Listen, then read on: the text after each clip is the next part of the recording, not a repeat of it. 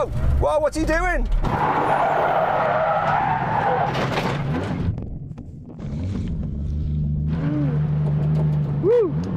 Oh my God.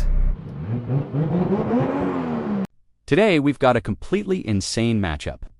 A track-focused hypercar worth over £1 million versus a 1,200 horsepower drift monster. Will British engineering and precision win? Or will raw two-jaw power shock everyone? Let's find out. Here we have the McLaren Senna. It features a 4.0-liter twin-turbo V8, 800 horsepower, 800 Newton-meters of torque, and weighs 1,300 kilograms. This car is built for the track, with massive downforce and incredible grip. Everything about it is designed for speed and control. But is 800 horsepower enough against 1,200 horsepower? The second car looks like a Lexus RC F, but in reality, almost nothing is stock. It has a fully built 2JZ turbo engine, 1,200 horsepower, 1,000 Newton-meters of torque, and weighs 1,350 kilograms. It has no abs and is built for drifting. More power, less weight. But here's the problem. It's designed to go sideways, not straight. First launch. Oh, this is closer this time. Come on, Senna! Come on! Whoa, it's sideways!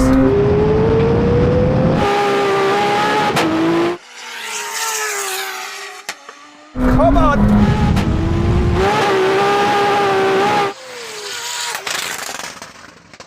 The McLaren hooks up perfectly. The Lexus struggles with wheel spin. The results? McLaren Senna, 10.7 seconds. Lexus RC F, 11.2 seconds. Raw power isn't everything. Traction is key. Come on!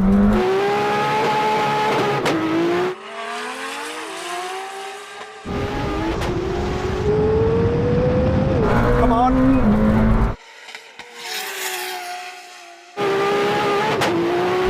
That's too quick. Matt, it turns out I cannot hear the honk. Second run, same story. The Lexus can't fully put the power down. Now, things could change. At higher speeds, 1,200 horsepower starts to show. The race becomes much closer. But once again, the McLaren's stability gives it the edge. Whoa! Whoa, what's he doing?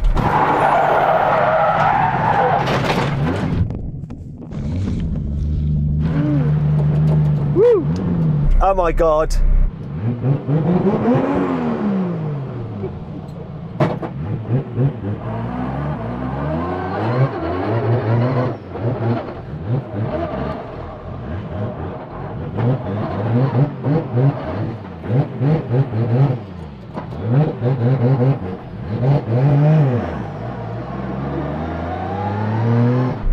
How is it all right? Well, it's kind of all right. From 100 miles per hour, the McLaren has full safety systems and ABS the Lexus. No ABS at all. The result is clear. Engineering wins again. ABS for the win! I just realised, obviously, being a racing car, you don't have ABS, do you?